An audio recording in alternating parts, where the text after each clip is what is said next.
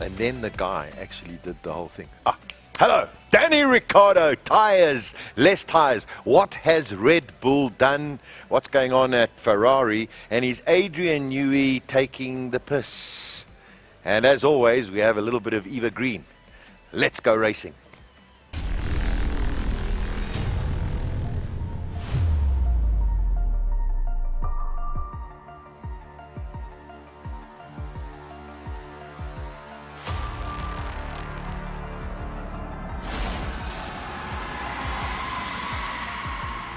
They exist in a world beyond ours.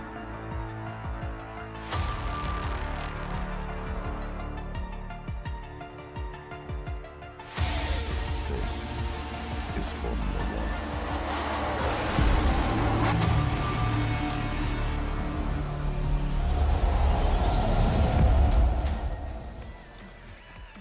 Very good evening. Welcome to the Let's Go Racing show, coming to you live from the Menlyn Shopping Centre in Pretoria, South Africa. It's our Suzuki pop-up store, and Gary Formato is with me over here. I got to tell you, it's about 7 degrees outside. They build people differently over here, Gary. They do. No, I'm telling you, because I saw people walking around in slip-slops, shorts and a t-shirt.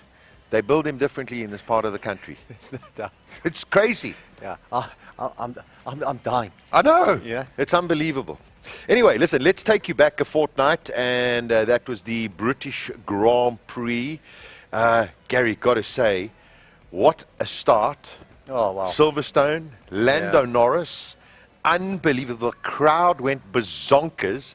Lando Norris overtakes Max Verstappen going into turn number 1 at Silverstone. I suppose all of us were going, hopefully something's going to change. Look, I think even just for that moment, as you said, when he took the lead at the start, to see, I mean, a Brit in Britain, in a McLaren, leading the British Grand Prix, it was really something, I mean, it was a goosebump moment, that. No, it was incredible. I loved every second of it, and also just that turnaround of McLaren. Yes. We've spoken about it before. They're too good a team not to turn things around there. And also having Oscar Piastri up there as well just shows you that in Austria, yes, he was way behind Lando, but Lando had the upgrades. All of a sudden, Silverstone, level pegging, may be showing the class of what Oscar Piastri is. Well, I think, and sort of the timing couldn't have been better. I mean, you're halfway through the season now. Yeah. You know, we've heard about this mega talent, Oscar Piastri, and this weekend I think he sort of let everybody know, or those that maybe not in the know, in the pit lane, let everybody else know that he is in fact a super talent. And just, you know, lucky to finish 4th actually and off the podium. Yeah, but you know, at the end of the day, a great weekend. And just, but as you said, I think the big thing is the turnaround. We all know it doesn't take 5 minutes to turn a Formula One car or a team around, and McLaren have done something amazing. I mean, you've got to really just applaud them for the job they're doing. Exactly. So let's talk about the turnaround. Andrea Stella, another person fallen through the cracks at Ferrari. Stefano Domenicali, Andrea Stella. You go through the list of names, you can't believe. But Andrea Stella basically came in there, took over from Andreas Seidel, and has made changes, and amazingly has built this incredible team around him, and people are beginning to sit there and they're beginning to see the fruits of what he's doing, but also have so much respect for him, you know. Yeah. And McLaren have to do something for a couple of reasons. Number one, because they're just such a brilliant team. And number two, if they want to hold on to Lando Norris, they're going to have to give him a car like he had at Silverstone, and better. Yeah, they have to. And, you know, the thing is, there's no doubt that Lando has been talking to people like Red Bull. He's young, he's fast, Yes. he's brilliant. He's one of the top 4 in terms of earnings. Then that just speaks about his talent and how people see him. So yes, McLaren do need to deliver, because if they lose Norris, they're going to have a problem. I agree. Yeah, there we go. The humble Andrea Stella saying that he's not going to take full credit. It's all about the team performance in Formula One this year. So brilliant to see that from McLaren, and hopefully it continues, you know, because we don't want to get to a stage where it's a one what's it, swallow doesn't make a summer, something like that. Aston Martin all of a sudden started off brilliantly, all of a sudden falling off a little bit. But hopefully they come back this weekend as well. But going back to Silverstone, 6 in a row, 8 race wins already this season. Max Verstappen unstoppable. brilliant in that Red Bull Yeah. car. And listen, Perez, very unlucky in the qualifying. Again, do you create your own luck? Got to go out there. It was also, I can't remember exactly why he didn't make it. I think it was maybe a crash or something. He was just out of it again. And you know, the timing's everything. And, you know, there was the tyre test on the Monday, which you'll talk about. Correct. What came out of that. And there's another driver that's chasing that seat, and the times were good on Monday, and Perez has had 5 bad races. The writing's on the wall. Yeah. So the $1 million question that we come up with, the most ever consecutive wins in Formula One is 9. And that's for Sebastian Vettel, remember, in 2013. What did Schumacher get? Schumacher got 8. And Mansell got 7, I think. I think Mansell got 7, and I think Lewis has got 8 as well. So 9 is the number. And you're going, okay, we've got 2 left before the summer break, Hungary, and then we go to Spa. Can't bet against Max on both of those. No. It's a foregone conclusion, actually. Can he win every race this season? Well, you know what, even if he doesn't win every race, no, he's certainly going to win another 5. So 50% of the remaining races he can surely win. It's going to be the most ever. He annihilates the record. Yo, unbelievable. Listen, it's all changed in the paddock this weekend in Hungary. Now, I must tell you, from our studio over here, on my left-hand side, just outside here, we have the movie complex. And everyone's coming in pink. Have you noticed? I did see that. Because there's the launch of the Barbie movie. Ah, okay. Yes, right. there's the Barbie movie. You know a bit more I'm than on me about point these here, things. man. So it's a launch of the Barbie movie. And incredibly, and it wasn't me who came up with this term, but he's using it himself, but somebody else did a meme about it. In the paddock, we have Hulkenberg. Have a look at this. There we go. Sporting a new blonde hairstyle. Could be Eminem. Could be Ken and Barbie. Hey? Look at that. I mean, okay, it's a great picture. It's Nico Hulkenberg. You and I, Gary, we've got the Hulkenberg, we've got the Haas drivers. I must be honest, I've always loved Nico Hulkenberg. It's just one of those, I just like, please get a podium. Yeah. You know what I mean? Just get that one off your back. But looking at Haas, okay, Hulkenberg and Magnussen, not the youngest of drivers. They're very competent. They're very experienced drivers. They don't have the best machinery, best tools at their disposal. But going forward, what does a team like Haas do? Sure. I mean, who they're going to choose as drivers? It's not often that you sit in this position, but you know what's great to be sitting here now? It means that the system is actually working now, because you've now got rid of all these pay drivers over the years. Formula One's at a point now where it can afford to bring the drivers that it wants into Formula One and the talent. And now it's like anything. When you say, you know, you own a racing team, oh, well, I want to get a good driver, you start making a list.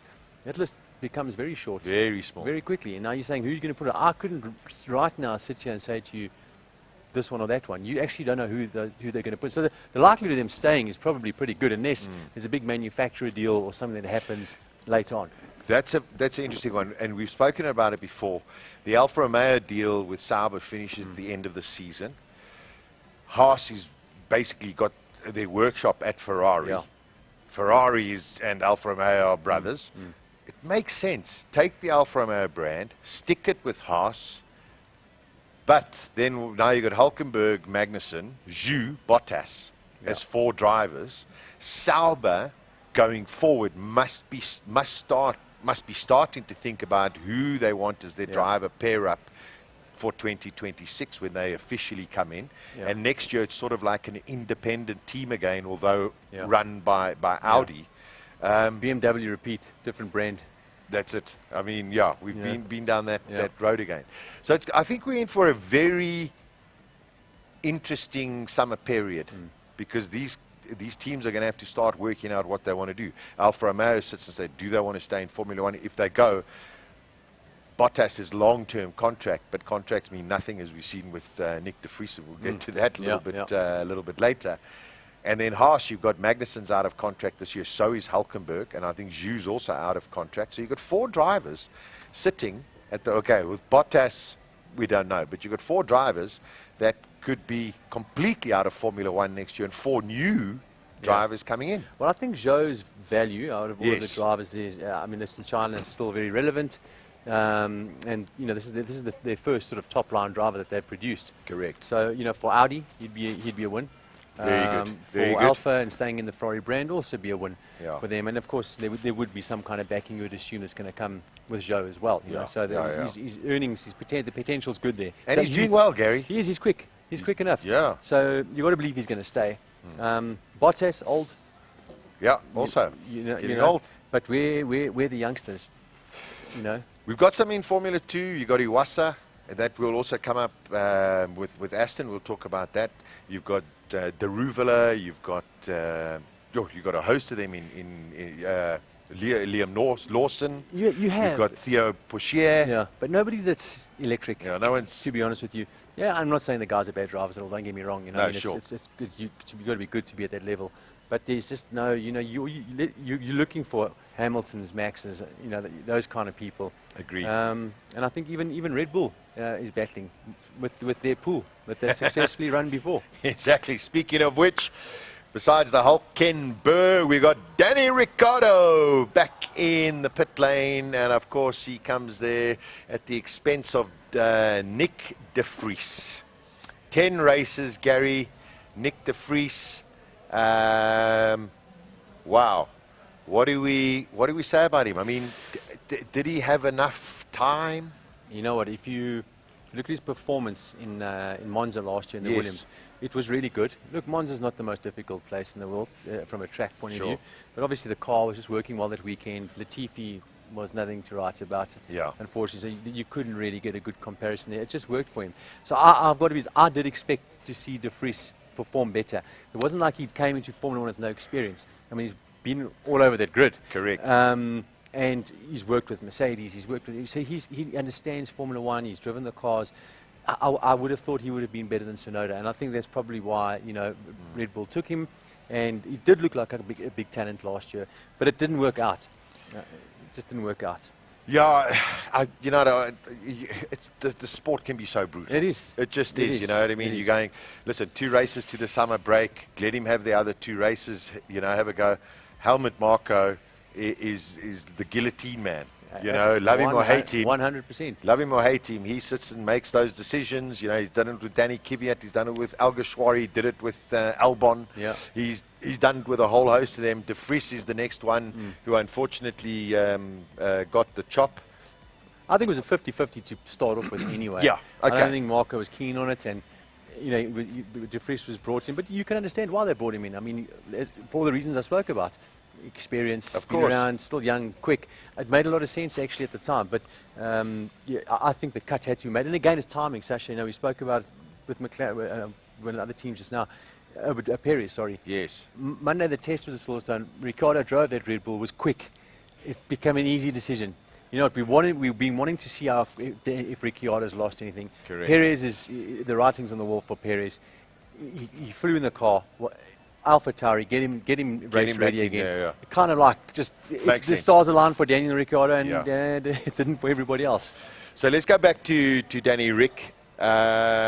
Possible return to Red Bull Racing if he performs well. I think he looks stunning in the AlphaTauri suit. And he's come out all of a sudden, that smile is back, Gary. He's feeling it. He's fallen in love with Formula 1 again, and it was just that test getting into that car, knowing that he still got it.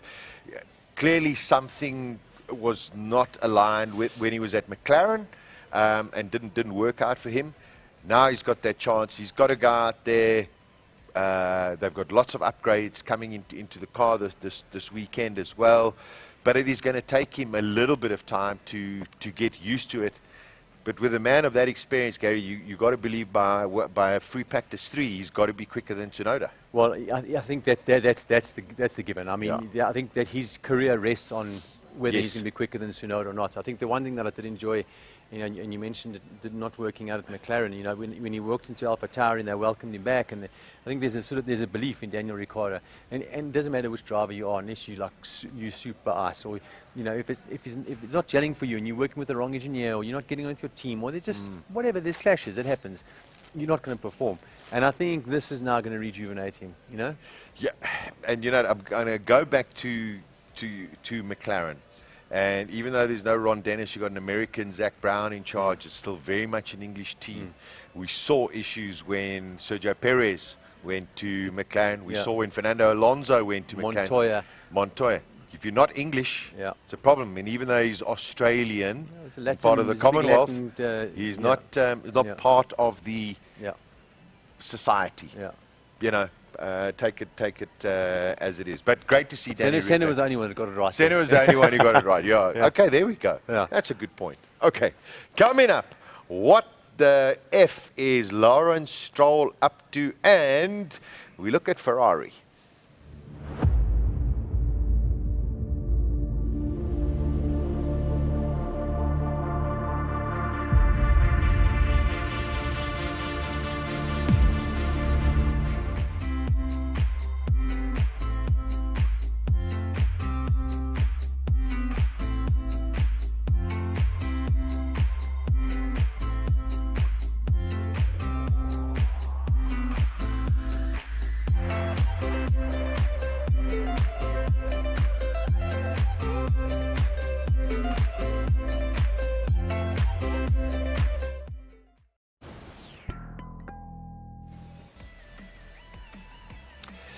All right, welcome back. It is Gary Famato and myself with the LGR F1 show. Ferrari, Silverstone. Qualified okay, Gary. Went backwards in the race. Safety car might have had something to do with it. But I just get this feeling there's just too many excuses. Yeah. Coming out of Ferrari, Fred Vasseur came out and says, well, you know, hopefully it'll be better in Hungary because they were too conservative at Silverstone. I'm going, how can you afford to be conservative when you are a million points behind the top team and you lying 4th or 5th in the championship and you decide to go conservative? I don't buy it. No, it's just we got it wrong. I think that should have been the honest answer. Conservative, we buggered it up again. And unfortunately, Ferrari is just in that position now where they're now known to be the team that can't get the strategy right, can't get it right, even when they've had a winning car, like they had at the beginning of last year. Correct. Unable to capitalize on it. You've got to believe it's the structure. Something at the top is not working out, and it's not Binotto or whatever. There's just something that's just not working at Ferrari. Yeah, I've said it before. I think the new CEO at Ferrari is the problem, but that's just a personal opinion. But staying with Ferrari, contract. That's the grandson, right? No, John Elkann. No. John Elkann I like. Who's the CEO then? No, that's a nice Italian sweet. Bin something. Okay. I'll get it. I'm just not a fan of this guy. He's the CEO of Ferrari itself. Okay. No. John Elkann I've got a lot of respect for. He's cool. But speaking of contracts are stalling at the moment and not being spoken about at Ferrari for Carlos Sainz and Charles Leclerc, and their contracts end at the end of next year. I don't know why this is coming up. Maybe it's just press fodder, because usually we wait until Monza to hear anything. However, Lando Norris's name has been mentioned, and Alex Albon's name has been mentioned. Two fantastic drivers. Albon is just showing that he's just so much better than that car, and he definitely deserves a step up from where he's at Williams, unless James Vowles can continue doing what he's doing at Williams, because I think he's doing an outstanding job. And if they can get that proper investment in there, I think they're going to be really good. You've got Lando Norris, you've got Alex Albon, you've got Ferrari with Charles, and you've got Ferrari with Carlos. Both young drivers, both fantastic drivers, great for the brand, Gary, but they're not being given the tools. Every race weekend they're frustrated, they're having to bite their tongues because strategy's gone wrong, multitude of factors have gone wrong. What do you do? So what do? You both drivers get together. It's okay, fine. They can afford to lose both of us. We're going to be in the same position. Yeah. But if you've got both drivers that are going to go and sing from the same hymn sheet to the CEO or to whoever it is, to John Elkann himself, or whatever it is, guys, this is what we need. And you've got to take it. And I'm not harping back to Schumacher because that was like great. But he did build a team with the people that he believed that would work for him, and Jean Todt gave him that freedom, and they set up Ferrari for a long time. Yeah. I think that there's a few key people that need to work together to be able to put pressure on the right people to get the right people into the organization. Alonso tried it, Vettel tried it, none of them have got it right. But they were one person. I don't think Ferrari can afford to actually lose Sainz and Charles Leclerc at this point in time. We've just spoken about drivers. Yes. Where are they? Lando Norris, would he want to go there? I don't really know. Albon, of course, would take the opportunity. Sure, But sure. I think the reality's got to start biting now. You've had a quick car. You've had winning cars. You've got winning drivers. You've got to get whatever the ingredient is that's missing or that needs to be taken out.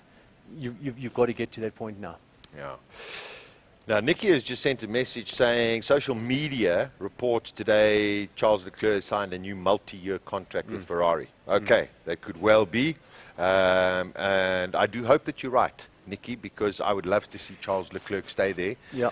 And I think there's this wonderful dream, Gary, where people go back to the Schumacher days. And don't forget, he joined in 96.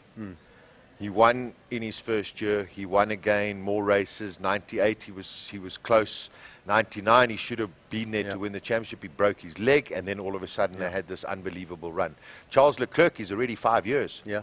So Charles Leclerc is going, we can be Schumacher-esque. Vettel had the same idea. Alonso had the same idea. But there's been too many changes.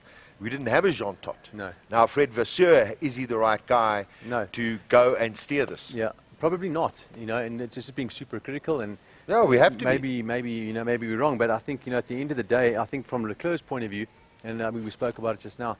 You've also got to look at from a position of I'm earning good money here. Yeah. I've put up with a lot of drama the last couple of years, so I'll sign the new multi-year deal, but I'm going to cost X. And I think he's pretty much got that bargaining power right now to drive a big salary out of Ferrari. Yeah, without a doubt. And probably with the sort of, if you asked him honestly, deep down, with the full knowledge, the chance of winning a world title are going to be slim. But where else does that guy go? It's Ferrari, Mercedes. No, he's not going to go to Mercedes. Nah. Red Bull, it's not going to happen at Red Bull. It's his only option. So he's got to try and make this work. And also go for that multi-year deal, because at 2026, with the new regulations that are going to come out, is it going to be engine-based, more engine-based than anything else? Nobody really knows. But being a team that has got the history, that has been there through all of these kind of changes. So, I mean, listen, if that social media post is true and he signed a multi-year contract, good for him. Now a little bit of pressure on Carlos Sainz to see where he goes, and also a very competent driver. On his day he's also right up there. Definitely. I agree with you, right up there. But if I look back, he's always just been touch out. Just not on it. So it would be easier for them to replace Sainz for sure. Yeah. And we know why they would have signed Leclerc. Of course. Now, this is another one where I suppose my little forward thinking comes in a bit here, and I'm probably completely off the mark, but we might as well have a talk to it. Lawrence Stroll. Lawrence Stroll, of course, is the father of Lance Stroll. In 2020, he bought Aston Martin. Okay. He bought Aston Martin as a road-going car concern, and of course he bought the Aston Martin Formula One team. His son races for it. Fernando Alonso races for it. They are sponsored by Aramco. Okay. And just so that we know, Aston Martin is owned, majority shareholder is Lawrence Stroll, and there are two other shareholders there, and the one is the Saudi Arabia Public Investment Fund, the same guys who basically started Live Golf, and the other one now is Geely. Geely had a small share in Aston Martin, and Lawrence Stroll over the last month has sold part of his percentage to Geely, which makes Geely a 17% shareholder. Lawrence Stroll is a 21% shareholder. And you've got to ask yourself the question, why has he done this? Now, I don't know. I'm just one of those who just makes up stories, and this probably is a made-up story. Gary, 120 million pounds. That's a whack load of money. And in our South African rands, I mean, that's just like gazillions. But what's 120 million pounds? What does Lawrence Stroll need 120 million pounds for? Exactly. Okay. Not for much. Not for much. So this is where my spin on this comes. And I might be completely wrong, but I'm going to throw it out there. Why not? Okay. Aston Martin road-going division, and they make magnificent cars, beautiful, beautiful cars. But every car, road-going car that they sell at a loss. And the reason for this is because they have two manufacturing concerns in the UK. and it's just not sustainable. All right, which means that somewhere along the line, they're going to have to close one of them if they want to keep their road-going car division profitable. So why not get in big money company like Geely, and perhaps in a year's time, August next year, Lawrence Stroll offloads some more of his shares to Geely. Geely comes in and then does the horrible work of maybe having to close down one of the plants and turns them into a more profitable scenario. And to follow on from that, now if you are a labourer at Aston Martin and now you've got to close a facility, how do you condone Aston Martin supporting a Formula One project? Very good point. You know, now the Honda deal is alive and well. Stroll's put that deal together.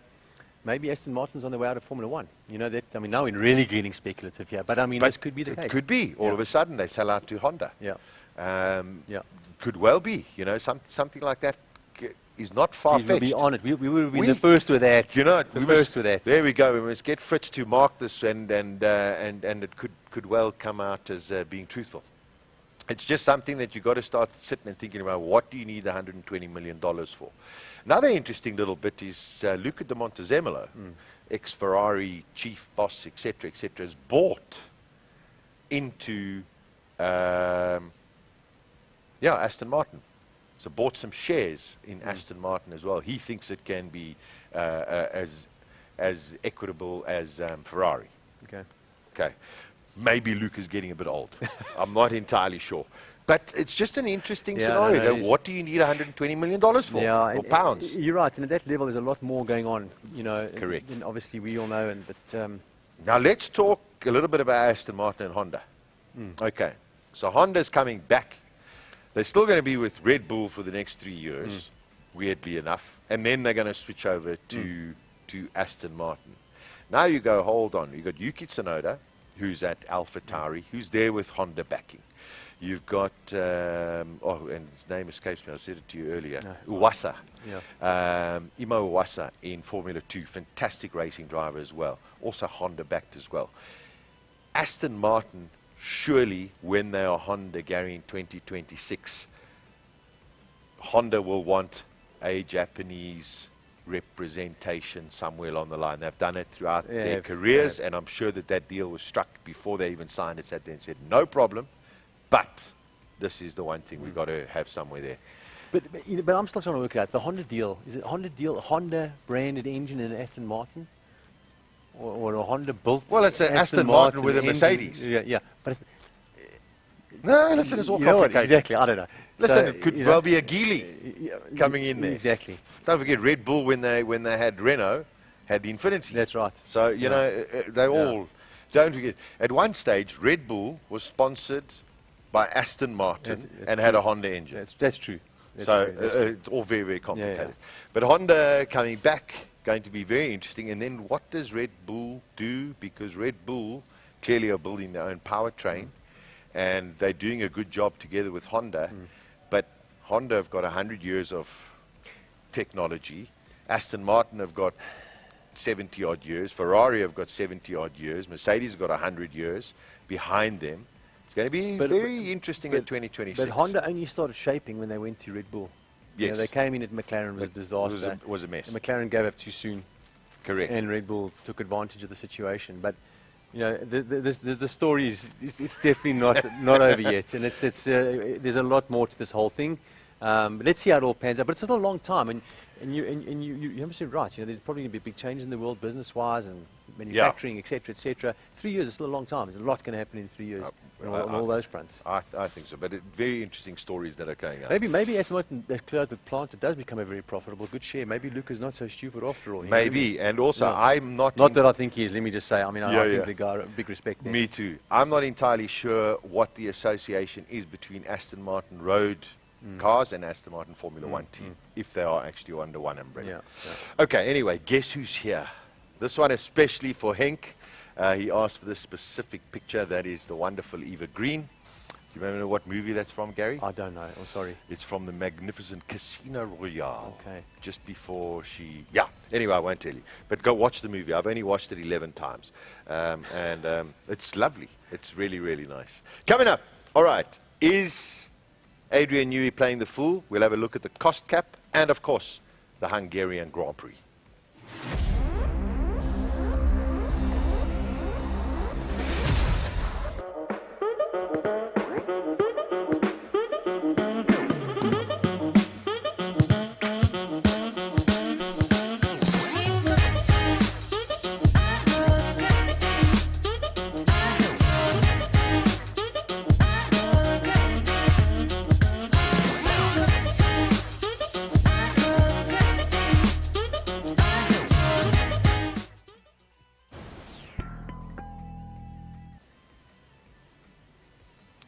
Welcome back. This weekend, of course, the Hungarian Grand Prix. But before we get there, there's serious rumor emanating in the world of Formula One, Gary, that perhaps there are 3 teams that have overspent on the cost cap for 2022. Of course, it takes a year for them to audit and get through all of these things. Red Bull were caught with their hands in the till, out of the till, using the till, whatever it is. And now we sit and say perhaps there are 3 teams. What do we do about it? How do we go about managing these breaches of an incredibly serious offense? Because as much as, you know, Red Bull rivals say they are hampered by the F1 cost cap, well, of course, you know, you can't just now go and spend $100 million just to make your car better, to be better than Red Bull. Red Bull just did a better job. Just as Mercedes did a better job with their engine for 8 years. So everyone has to play catch up. The big thing is, Stefano Domenicali has come out and he said the 3 regulations to be respected: sporting, technical and financial. Any infractions must be punished with sporting measures. You can't go in other directions. Which basically means, oh, Gary, you have broken the cost cap, here's a $10 million fine. You go, okay, big deal. No. 100 points. Yeah. That's what you've got to believe needs to happen. Be, or how many hours docked in the wind tunnel, or whatever it is. You know, or cost cap even reduced. Correct. Going forward. Yeah. And it's a very difficult thing to regulate. And financial accountants are very, very clever at being very creative as well. And I think by the end, before the end of the summer break, all of their numbers have to be submitted already for this year. And there's going to be a lot of number crunching in that summer period. But it somehow just seems as though this is going to continue. And if there are 3 teams, we don't know who they are from last year, the penalties could be very severe. Well, I heard it was from the lower end teams. That's what I hear. I don't know if I'm right or wrong, but it's going to hurt them even more. So now, you know, how do you kill the whole sport now? But you have to be within the regulation. I totally understand that as well. So it's a tough one, this. But you kind of also think second year on the go with it, you would have thought everybody had got to grips and knows how to spend the money and where to not spend, and etc. etc. There's obviously, as you said, a lot of manoeuvring going on, no doubt. But you know, to get caught second time round, it's not, you know, the first time, you know, Red Bull, okay, we're finding our way, but to be well in it. And then to broken the rules. That's a bit of a problem. Yeah, and also, don't forget, this is from last season. Yeah. This season, you've got to believe, I mean, with the amount of updates, upgrades, changes, all of these teams have done to try and figure out what Red Bull are doing, you've got to believe that the latter half of the season, there aren't going to be a tremendous amount of upgrades purely because you've got the cost cap. Yeah, exactly. I mean, that's how I see it. Exactly, and the cost cap not only in terms of just you got to develop that stuff in the tunnel, so and they can't do that. But then look at McLaren's just done. So, yeah, you know, and what did that cost? You see, we don't know. They throw everything at it before Silverstone. Now they run out of money. Who knows? And can't fly to the races now. I don't know. Yeah, it's just, well, no, they can fly to the races. No, they do, because funnily enough, McLaren, and they had the big fallout at Danny Ricciardo, but Ricciardo flew with Lando, and McLaren picked up the $20,000 private jet fee. So there's some money somewhere around the round. Okay, who's this guy? Let's see if you remember. Who's this guy? Remember him, Gary? I remember him. Yeah. That is the only Hungarian Formula One racing driver that has ever taken part in a Formula One race. And then, of course, his name is Zsolt Baumgartner. Yeah. He actually debuted in the Jordan the year before. That's I think. right. It was a one-off one-off race in Jordan. That's it. And he was here in South Africa when they did the Formula 1 ×2 racing as well. He was here. Zsolt Baumgartner. This weekend, it's round 12, halfway through the season, albeit it is round 11 because you know what happened in Italy. Updates galore, floors, wings, side pods. First up, Alpine. Have a look at this, Gary. How's that for a wing? You could surf on that thing. I mean, they've got that crazy flexible rear wing, and now they've got this wing as well. This is a team I expected so much more from already by this stage of the season. I really have expected a lot more from them. They've got two very, very good drivers there with Gasly and Ocon. They haven't really delivered to my own personal expectation.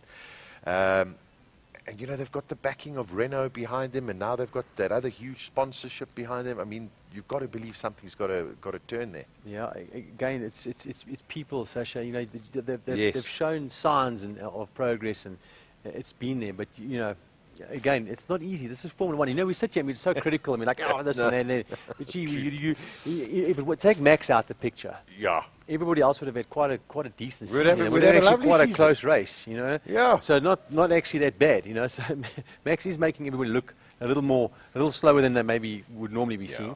But yeah, Renault, you know, or Alpine, Renault, whatever you want to call it. It's just like, come on, guys. Renault. Get a bit, you know, you with Williams, you won. You with, you know, Benetton, you won. Come on, you know, come on, Alpine, get it together. Now, Adrian Newey.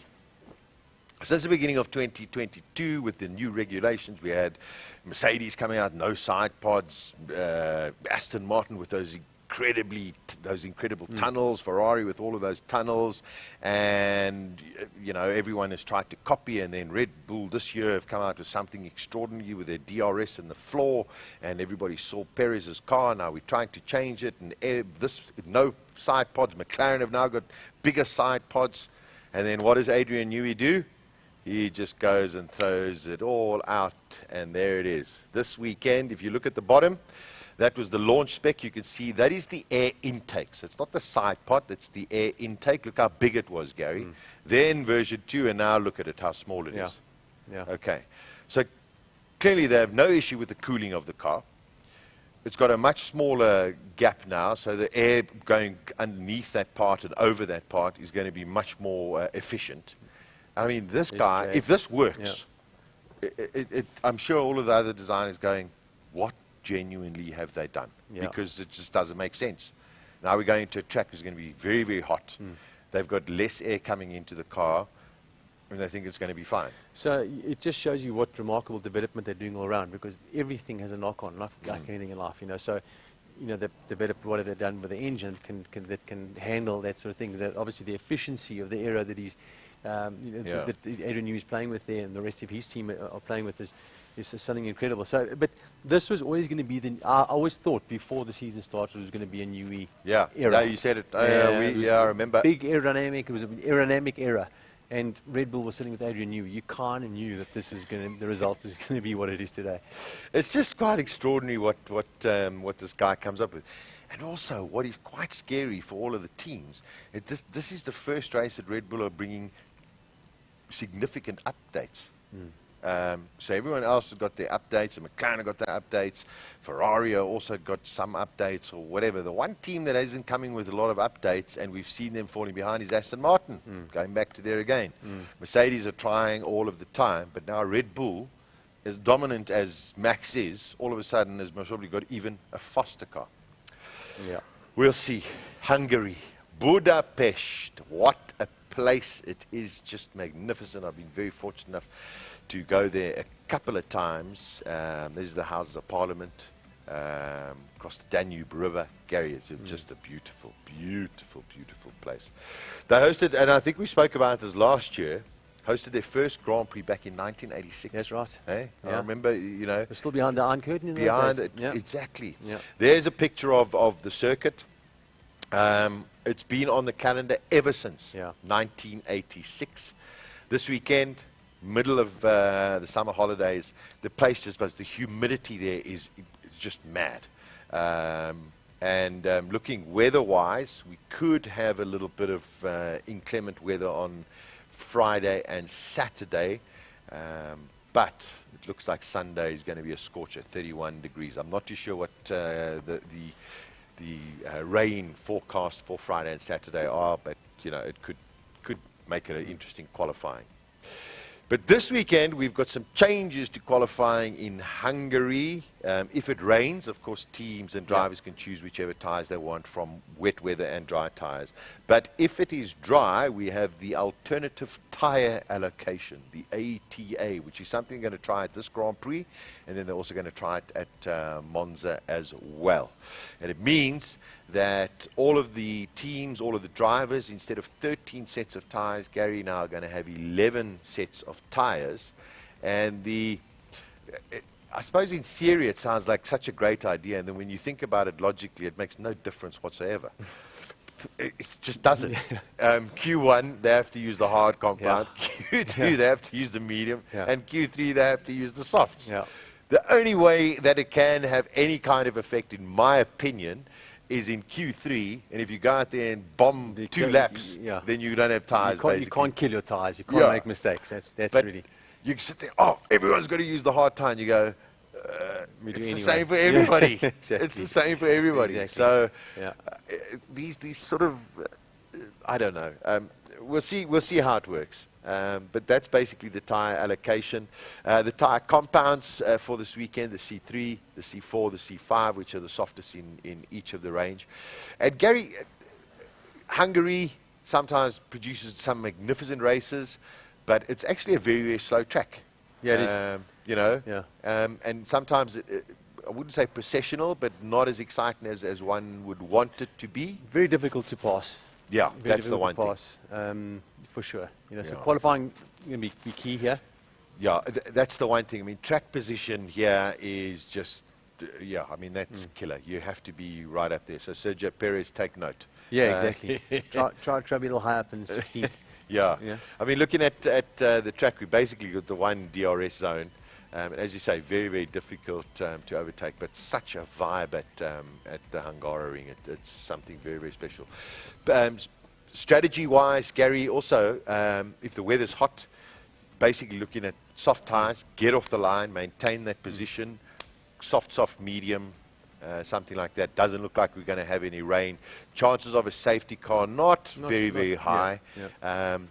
But just a magic atmosphere. Yeah, listen, there has been some great races there. Great races there. Strategy calls and great overtaking maneuvers. Hungary's always given us something. Yeah. So and also you think, I mean, Lewis has won there 8 times. Max has won there. Ricardo's won there. Ocon won his first, and Alonso. Right. Yeah. There we go. So we've got 5 different drivers there that have actually won at the Hungaroring. I think it's going to be quite stunning. This weekend, when can we watch all of the action? We're only a few hours away, 1:30 tomorrow to 2:30.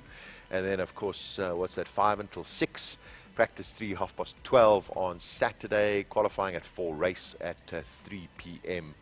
this coming Sunday. Can anybody beat Max? You know what? I hate to be boring and give the obvious answer, but right now, I don't think anybody can beat Max now. Yeah, unless it's a mistake. Exactly. A mistake or strategy or something goes wrong. Pit stop goes wrong. But on a normal day, everything's running normal. No one's going to get close. McLaren, got to hope that they can stay up there. Aston, you got to hope that they can improve. Ferrari, Mercedes. I mean, that could be a great battle between those 4 teams. As we said, the race. Okay, we're assuming it's like normal, but the race behind is a good race. It's a very good race. A very, very good race. So yes, let Max do his thing, and then the race is for second. And if you, Danni Ric, Gary. Oh wow! I mean, the nerves must be pumping. The excitement must be more than nerves. And you want to go out there and say, hey, I'm back. There is no 2 ways about it. No. I mean, it wasn't a great way for him to have ended his career. Something was wrong, but I think the benefit for him is that the people close to him, Christian Horner, those people realised it and have given him another crack. So let's see how it works out. Yeah, I think it's going to be brilliant. As always, thanks very much for your. Oh, hold on. Just trying to see one or two. We can't see. We'll go through all of the comments afterwards when we have a chance. Thanks very much for joining us. Of course, next weekend we'll be back again for Spa-Francorchamps, and then of course we're going to the summer break. So from the whole team, enjoy the rest of the evening, enjoy your weekend. Let's go racing.